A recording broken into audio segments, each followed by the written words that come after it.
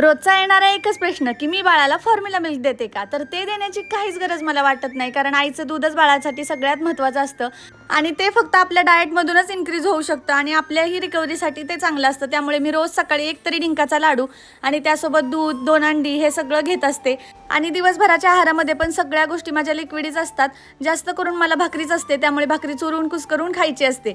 त्याचसोबत आईने कुठल्याही प्रकारचा स्ट्रेस हा घ्यायचाच नसतो, नेहमी खुश राहायचं असतं, टेन्शन तर कुठल्याच गोष्टीचं घ्यायचं नसतं. मीही तेच करते आणि सगळ्यात महत्त्वाचे म्हणजे आपली झोप झाली पाहिजे. या बाबतीत आहे ना, माझीही झोप होत नाही आहे, कारण रात्रभर बाळ जागा असतं आणि दिवसा काय आपली झोप पूर्ण होत नाही. रात्रभर त्याला बघत बसावं लागतं, फिडिंग करावं लागतं आणि गेले काही दिवस झाले ना, दिवसभर पिल्लू छान झोपतो, रात्रीचा पण छान झोपतो, पण संध्याकाळच्या वेळेला मात्र इतकी चिडचिड करतो. गरमीमुळे त्याची एवढी चिडचिड होते, कारण रात्रीच्या वेळेला जास्त गरम होते. असो, काल त्याला आहे ना पूर्ण 1 महिना झाला होता आणि त्याचा लॉंग व्हिडिओ लवकरच आपल्या चॅनलवरती अपलोड होईल, तो सुद्धा नक्की बघा. तोपर्यंत मी माझ्या मम्मीशी गप्पा मारते. भेटूया पुढच्या व्लॉगमध्ये, तोपर्यंत बाय.